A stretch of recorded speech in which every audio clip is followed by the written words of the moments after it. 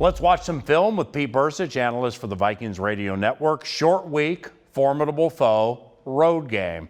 LA Rams are next on the entertainment docket. Take a peek. This is the essence of this team. Todd Gurley, we all know him and how good of a runner he is. But you've got guys like Havenstein out here, Whitworth. You have some very athletic offensive linemen. And what they're able to do, Paul, is they all step out of their stance and you see they're all going one direction.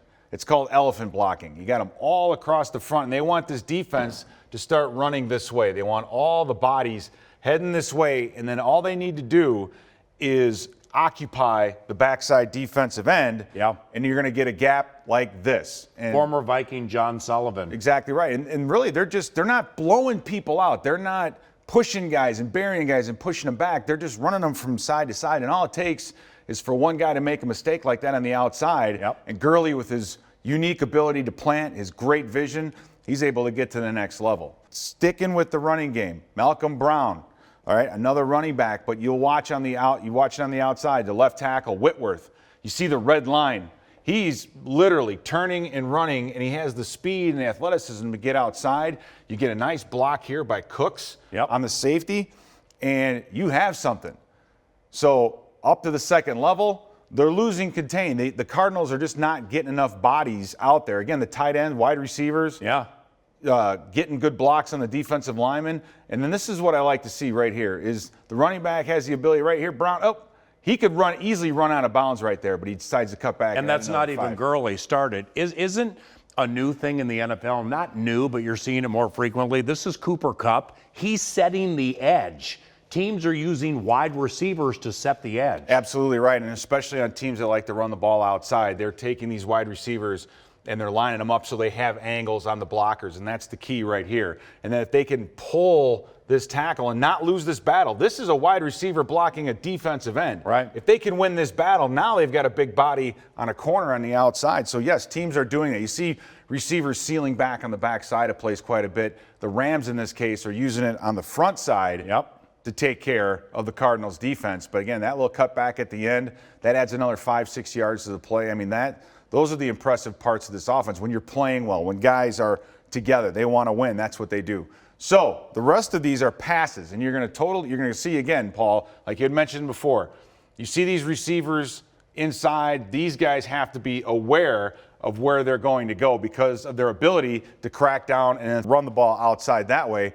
They fake the run to the front, and you look. Wow, look at the flow. Exactly right. There is this whole area up here that's wide open, and as you see, they're sending not one, not two, but three wide receivers into that zone, nice play. Which gives Goff the ability to just pick and choose which guy he wants to throw to. It's a 3-level. They're flooding that area.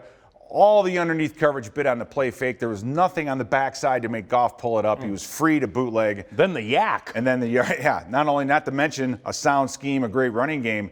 You've got guys that are very, very talented in the back end that can do those kinds of things. Same kind of system here. Looks exactly the same as before. Wide receiver and tight end, 2 wide receivers. But it all, again, starts and stops with this. Gurley. The play fake. You know, everybody on the Raiders defense is stepping up. They're stepping up. The safety's actually avoiding the block of Krupp, and then he releases. And again, a 2-level route to the outside. You're running to where there's green grass here and here.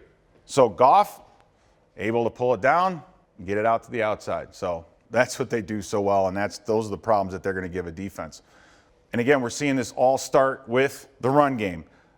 All the linebackers from Arizona are biting on what? They're biting on that toss, and they're not seeing Gerald Hodges, former Viking. Exactly. They're not seeing what's in front of them, and that's the linemen, these athletic linemen that they have that are able to get out and block. Now, look at this. Look at what you have set up here. You've got a body on a body here and here, and you have all of this room.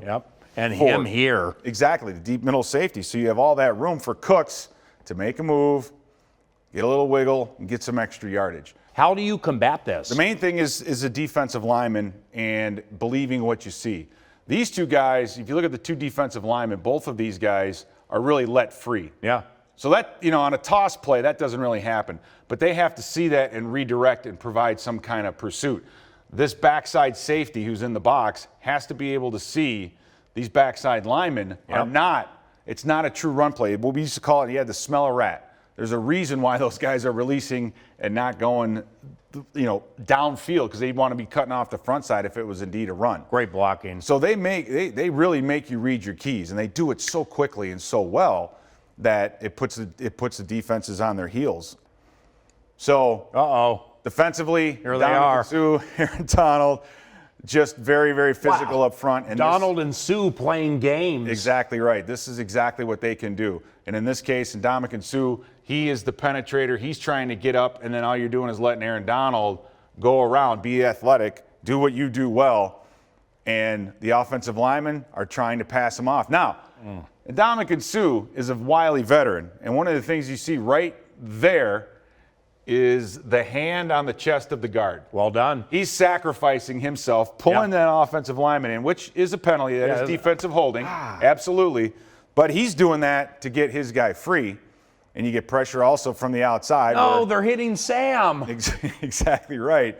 Not an all-out blitz or anything like that, but a well-executed Look at your guy looking for the hold. Exactly right. He's going to say, hey, we're gonna send this one in. You're going to see this in a little bit. He's, they're holding, and the referee's like, I don't. Meanwhile, Sam's like, come on, man. Exactly. So we saw what happened up front with the stunt with the Ndamukong Suh and Aaron Donald. Now we're getting to see what's happening on the back end, and they have single across the board. They leave a receiver free. So again, it's up to the quarterback, Sam, to get the ball out and know what you're doing as quickly as possible, to read what's in front of you. And if you can make quick decisions, you're able to get the ball out to Larry Fitzgerald in the flat. He's able to turn up and make a couple yards.